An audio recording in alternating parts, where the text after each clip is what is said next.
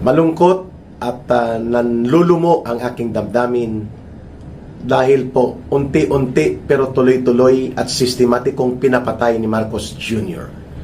ang demokrasya sa Pilipinas at ang demokratikong mga institusyon, lalo na po ang Senado.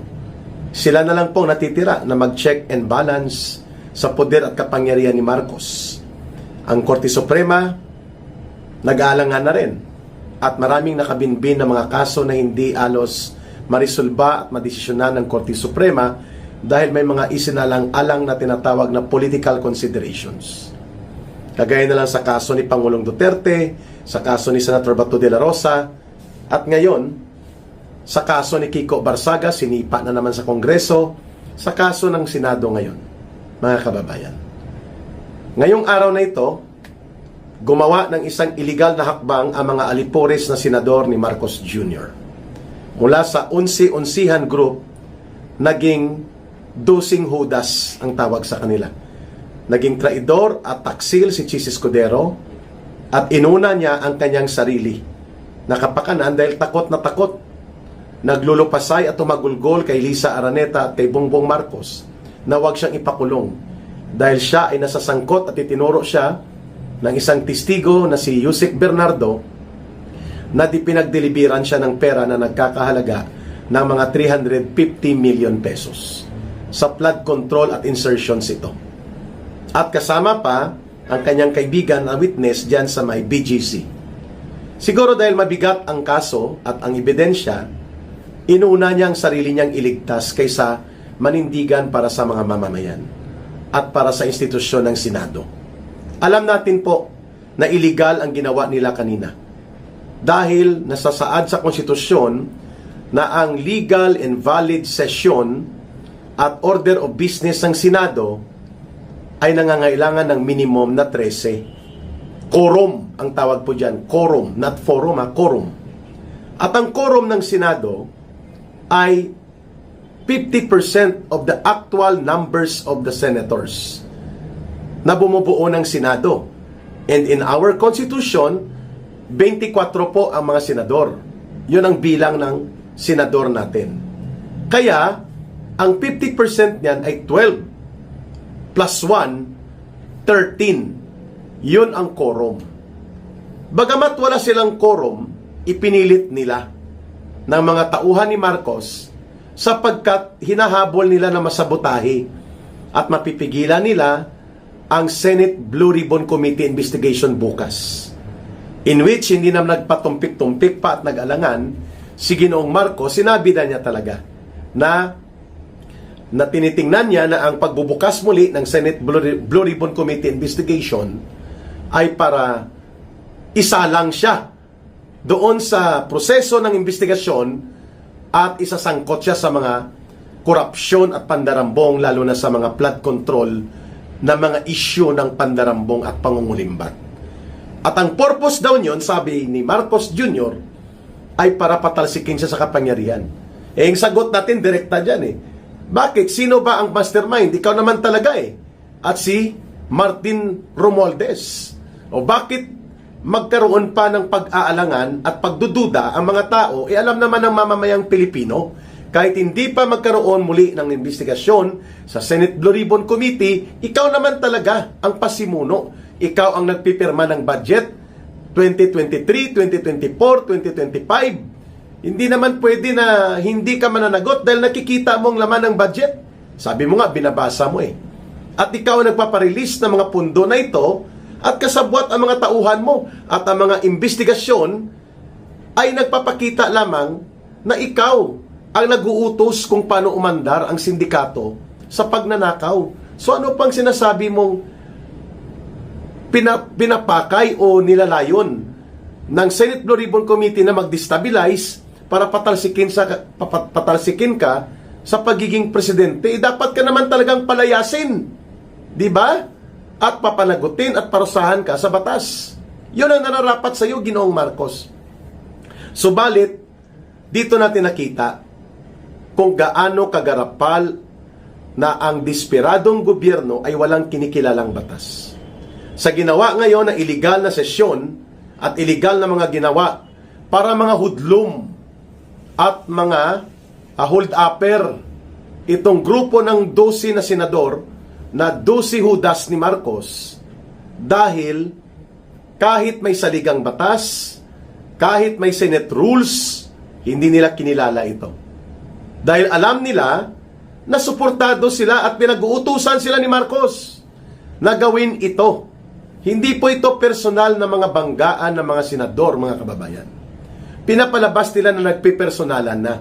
Hindi. Ang common issue dito, ayaw na ayaw. Dahil takot na takot si Marcos na magtestigo ang mga mabibigat na mga testigo. Kagaya ng 18 former soldiers na naging security personnel ni Saldico na tagahatid ng mga maleta. Kay Marcos, kay Romualdez, at sa marami pa mga officials. Kasama po dyan ang mga Tulfo brothers, si Tito Soto, si Ping Lacson. Ayaw nila magtestigo si Saldico. Ang mga bagman at mga personal aid ni Saldico na siyang naglilista kung sino-sino nakatanggap sa loob ng 3 taon ng trilyones na mga pera na sinakop at kinamkam at kinulimbat ng sindikato na pinamunuan ni Marcos at Romualdez, for which si Saldico was part of it for almost 2 years. Ayaw ni Marcos yan. Kaya nagkakagulo sa Senado dahil siya ang instigator. Siya ang birador.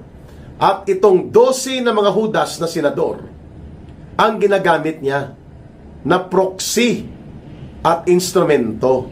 Dahil sa kanilang kagustuhan na makakuha din ng mga pera at pondo at benepisyo at hindi makakasuhan at hindi sila mabubulgar like si Chis Escudero, walang bayag, tarantado at duwag. No? Iwan ko anong nagustuhan dito ni Heart Evangelista sa ganitong walang prinsipyo na uri ng pagkatao ni Chis Escudero, duwag at walang paninindigan, mga kababayan. Nagpagamit kay Marcos at Romualdez at kina Lisa Araneta para sabotahihin ang Senate Blue Ribbon Committee bukas. Pero simple lang ang sinasabi natin dito. Kahit hindi pa magdeklara ang Korte Suprema, ang quorum in the simplest definition po niyan sa batas, 50% plus 1 nang bumubuo ng isang organisasyon, ng isang kapulungan, ng isang parlamento o ng isang lehislatura. Ang Senado ay isang organisasyon, isang lehislatura, isang parlamento, at isang organizational government body na binubuo ng 24 na senador. Therefore, ang quorum niyan is 50% plus 1 ay 12 plus 1, 13. Kaya hindi sila nag-elect ng regular Senate President at Senate Pro Tempore kasi 12 lang sila. Alam nila na illegal. Ang ginawa nila, inagaw nila ang mga komitiba at nagdeklara sila na may acting Senate President para may mag-preside. Pero walang bisa po ito dahil hanggat hindi nakukuha ang 13 na numero sa mga tauhan at alipores na mga sip-sip na mga Judas na senador ni Marcos Jr., they cannot replace or remove Senate President Alan Peter Cayetano and Senate Pro Tempore President Loren Legarda. Kailangan 13 sila. That is clear. Kaya ang purpose talaga nila, 3. Magsabotahe para maagaw ang inisyatiba sa committee leadership, lalo na sa Senate Blue Ribbon Committee. Number 2, magkaroon ng banggaan para sa banggaan na ito, dahil lumipat na ang Judas at traidor na si Chis Escudero at inuna niya lang ang sariling kapakanan niya at kanyang kapakinabangan, di bali ng tapakan at salaulain at balawurahin ni Marcos at nila Romualdez ang Senado, basta benepisyo at hindi siya makukulong, tarantado at duwag. 12 sila ngayon, 10 lang sa kabila. So bukas, pwede magkaroon yan ng mga banggaan dahil pinalitan na nila Tito Soto at grupo nila Escudero ang mga security detail personnel doon, pati na ang namumuno na Senate Sergeant at Arms, mga kababayan. At pwede na hindi nila papayagan na magkaroon ng pagkakataon bukas si Senator Pia Cayetano o si Senator Marcoleta na i-convene ang komitiba sa Senate Blue Ribbon Committee. Ayan. So malamang ay uunahan nila, 12 sila, and then 10 sa kabila, magkakaroon ng banggaan. Pwedeng hindi makaproceed bukas ang Senate Blue Ribbon Committee. Pangalawa, pwede din po na may naka-standby na warrant of arrest sa mga 18 former soldiers na ito na hindi lang ina-announce. At pagdating sa Senado, bago sila makapasok at maging bahagi ng Senate investigation bilang resource persons o magtitestimonya, ay aarestuhin sila dyan sa vicinity ng Senado. Pwede po yun na ilalabas na o mayroon ng inilabas na mga warrant of arrest. So this is really a very clear na hakbang ni Marcos na talagang patayin at lapastanganin ang demokrasya. Because until there is no categorical ruling and interpretation to be made by the Supreme Court, mga kababayan, mananatili po ang ganitong pagkakataon na mayroong majority na 12 at nag-aakto na sila ang quorum. Ang ginagamit nilang Avellino, Nacaso and Cuenco, 1949 case, may isang senador na nagpapagamot sa Estados Unidos kaya hindi makakauwi. Therefore, kinilala ng Korte Suprema na 12 majority na quorum. Pero ngayon, si Senator Bato de la Rosa at si Senator Jingo Estrada nasa loob ng Pilipinas. And they are willing to attend but they cannot attend. Dahil ang isa, si Senator de la Rosa, pinapadukot siya ng gobyerno ni Marcos. Si Jingo Estrada ay ipinakulong na. So, 10 lang sila. But the numerical baseline of the constitutional definition of quorum will remain, which is 12 plus 1. 12 ang 50% ng 24 senators plus 1, yun po ang quorum. Kaya naman mga kababayan, illegal, bogus ang ginawa na pagtitipon ngayon nito ng 12 Judas ni Marcos. 12 Judas ng pangalan nila, hindi na unsihan at bulagaan senators, 12 Judas na. Itong 12 Judas na mga senador, alam nila na illegal ang kanilang ginawa, pero dahil kulang ang numero ng majority group, 10 na lang natitira doon, malakas ang loob nitong mga Judas senators, yung 12 Judas, sapagkat nasa likod nila si Marcos.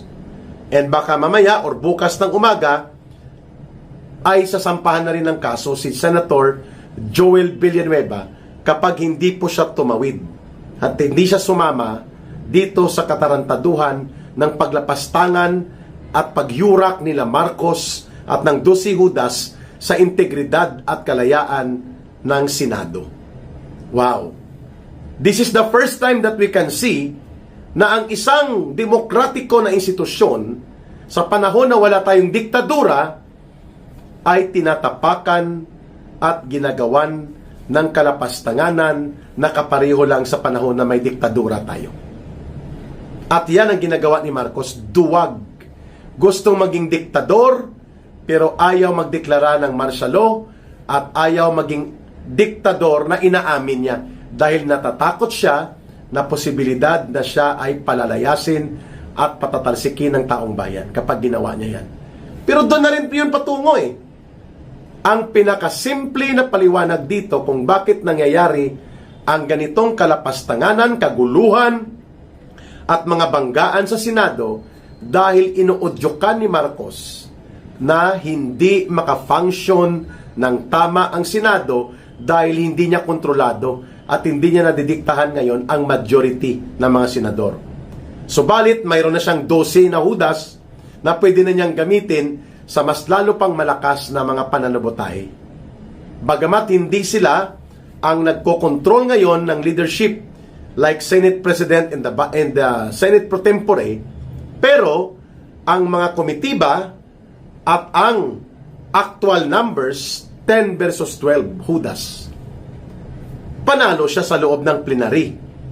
Pero hindi sila 13. And the majority reference number of the Constitution to constitute both quorum and majority block should be 13. Ayan. Kaya bukas, abangan po natin kung ano pang mga katarantaduhan at mga hakbang na nagyuyurak at lumalapastangan sa saligang batas. At ito na po ang sinasabi natin. Marcos is desperate enough para gawin po ang mga baliw at wala sa katinoan na uri ng mga hakbang, the way nakita natin kung paano po sinalaula at tinarantado ni Marcos at ng mga tauhan niya ang ating Senado. Bukas, hindi natin sigurado kung hindi maaaresto itong 18 former soldiers dahil nakakatanggap tayo ng balita na sila ay ipapaaresto bukas dahil may mga lumabas na warrant of arrest na. Pangalawa, hindi rin sigurado na mapapamunuan at makokontrol ng 10 senador versus 12 senators ang Senate Blue Ribbon Committee dahil pwede itong masabotahe bukas. The mission of Marcos at ng mga tauhan niya ay very clear. Huwag matuloy ang Senate Blue Ribbon Committee at all cost, masabotahe ang Senate Majority Group, mapatalsik si Senator Alan Peter Cayetano at maibalik muli ang isang balasubas na uri ng Senado na tameme, tahimik at nagtabon-tabon pa sa mga kalapastanganan, kakurakutan at pandarambong na ginagawa ng gobyerno ni Marcos at nila Romualdez dahil sila ay nakikinabang at kasabwat dito. Yan ang Senado na gusto ni Marcos Jr. Nakakapanlumo, nakakagalit, pero hindi tayo titigil. Magsasalita tayo, magpapaliwanag tayo, at aantayin nating magkaroon ng lakas ng loob at sapat na bilang ang mga mamamayan para kumilos ng tama. Sa pagkakataon na sila po ay hinahamon muli ng mga masasamang puwersa na nais durugin at nais yurakan ang ating demokrasya, pati na po ang mga instrumento supposedly ng pagtatanggol ng ating demokrasya, kagaya sa Senado.